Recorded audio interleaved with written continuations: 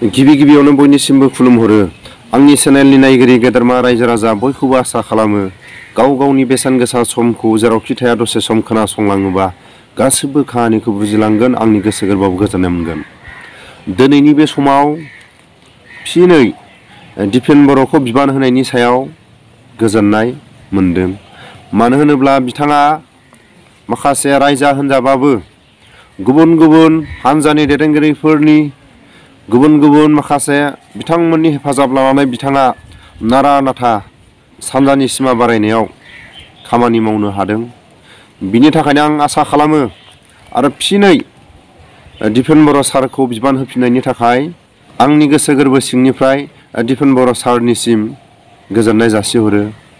लोगोसे साफ्रोमबो बिबानगिरि जायफोर बर' हारिनि फरायसा आफादनि दैदेनगिरिफोरनि खाथियाव आसा खालामो जाहाथे गोदानै सोसनजानाय बिटिआरनि गामिफ्राव जाहाथे नोजोर होयो, माखासे जौगानांगौ फरायसाफोरनि जौगानांगौ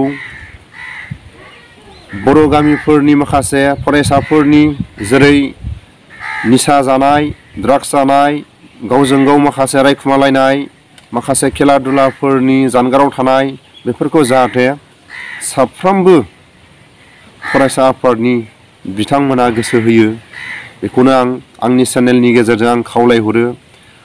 साफ्रोमबो बिबानगिरिफोरखौ जाहाथे सिगांनि बायदि जाहाथा ससियेल मिडिया लेंहरनानै सोरबा मेलेमजिबिफोरखौ बखिनाय, सोरबा गुबुन गुबुन आफादफोरनि बिथांमोनखौ बखिनाय, जाहाथे नोंथांमोनहा बेबायदिनिफ्राय एसे जानगाराव था।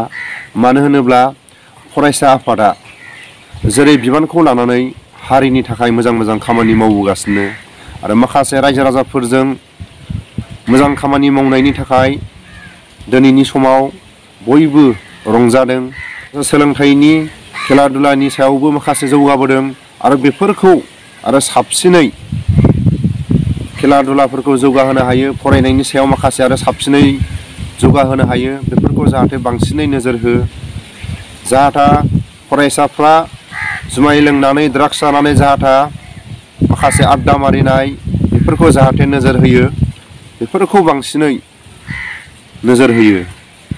मानो होनोब्ला जेब्ला माखासे खामानि मावनो थाङो हारिनि जिखुनु जाया खामानि मावनो थाङोब्ला सोरबाया गाज्रि मोननाय, सोरबाया बखिनाय, बेफोरखौ आरो फिनै सोरबाया मोजां गाज्रि खोथा बुंनायखौ माबा मोनसे जुदि खोनादोंब्ला, गाज्रि राव खोनादोंब्ला सिदा थाबायलांनाया मोजांसिन।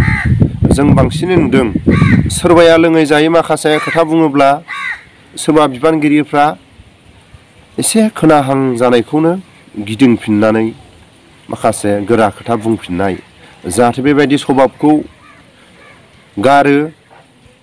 माखासे बिबानखौ लानानै सोरबा बखिनाय, सोरबा रायनाय, जाहाथा खोथा बुंनायफोरखौ जाहाथा खोनासङा।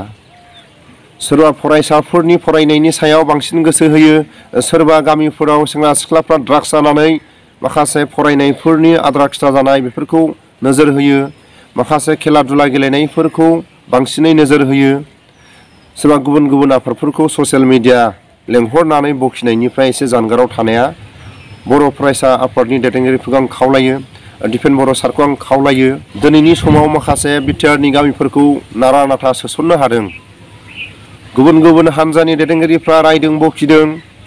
जोंनि बर' हारिनि गेजेराव नांगौ सोरखौबा रायग्रा, सोरखौबा बखिग्रा, सोरखौबा बुजायग्रा, साफ्रोमबो बेखौ गोरोबलायनानै सरकारनि सायाव ओरैनो माखासे नोंजों आंजों नायलायनो हायै बिथोर बर'फ्रा खौसे जानांगौ। नोंजों आंजों सरकारनि नोजोराव, गुबुन हारिनि नोजोराव माखासे नांलाय खमलाया ओरैनो माखासे फावथिनाखौ देखायनानै माखासे मावनांगौ खामानिफ्राव जाहाथे बर'फोरनि जिखुनु जाया जाथिनि खामानि मावनांगौ माखासे बिथोरि खोथाफोरखौ जाहाथे सिङाव खौसे जायो, बेखौसो आं आसा खालामो। आरो थाबैनो बिटिआरनि गामि सोसननाय 26 जानुवारियाव जेरैबायदि हेमन्त सारनि खुगानिफ्राय माखासे गामिफ्रा बिटिआरनि सिमायाव फोरमायजादों, जाहाथे थाबैनो एप्रुभ खालायनानै माखासे खामानिफोरखौ थाबैनो मावफुङो आरो सानजानि माखासे बै समाव जेब्ला जों जोनोमनि सिगां बर'फोरनि गिबिसिन दावहा, बर'फोरनि गिबिसिन जारिमिन, बर'फोरनि माखासे दिल्लीयाव गुफुरनि जारिमिनखौ लानानै जेब्ला सरकारजों गनायजादों आरो दिनैनि समावबो गनायजादों, बिनि थाखायनो आसा खालामो बर' फरायसा आफादनि नोजोराव जाहाथे माखासे मोजां जौगानांगौ खामानिफ्रा जाहाथे सानजाहाबो थाबैनो थाङो। माखासे मोजां बिटिआरनि गेटआ जेरै श्रीरामपुर गेट, थिग बेबायदिनो आं आसा खालामो जाहाथे माखासे गुबुन हारिफोरजों बिटिआरनि गामि हाबसननायाव बेबायदि हरखाबै माखासे जौगानाय खामानिफ्रा गुबुन हारिफोरनि माखासे मेगननि नोजोराव नुसारो। बयबो माखासे गोदानै हाबजानाय गामिफोरखौ जुदि थाबैनो खामानि मावोबा गुबुन हारिफ्राबो बिटिआरनि गामिफ्राव हाबनो लुगैनाय जाहाथे जाथों। ओरैनो सोसननानै माखासे जौगानांगौ खामानिफोरखौ जुदि ओरैनो दोनोब्ला गुबुन हारिफोरजों मिनिजानाय जागोन। बिनि थाखायनो आं गले गले खावलायो दिपेन बर' सारखौ बिबानखौ आरो फिनै दिपेन बर' सारनो होफिननायनि थाखाय माखासे हाबसननाय आरो माखासे गोदानै सोजानाय गामिफोर खामानि मावनो थांनायाव जाहाथे खामानिखौ आरो साबसिनै मावनो हायो, बिनि थाखायनो बिबानखौ होफिनदों, थिगानो जादों। बै समाव प्रमद बर'आ जुदि माखासे बिटिआरनि दफाफोरखौ मावफुंनानै राजनितिकआव हाबोमोनब्ला आरो साबसिन जागौमोन, बेखौसो आं आसा खालामो। बिनि थाखायनो थांखांनाय खोथाखौ आं बुङालासिनो दिनैनि बे समाव जोबथारनायाव आं फंसे बाथ्राखौ बुंबावो। सानजानि सिमा बारायनाय माखासे गामिफ्राव जाहाथे बर' फरायसाफ्रा बांसिनै नोजोर होयो।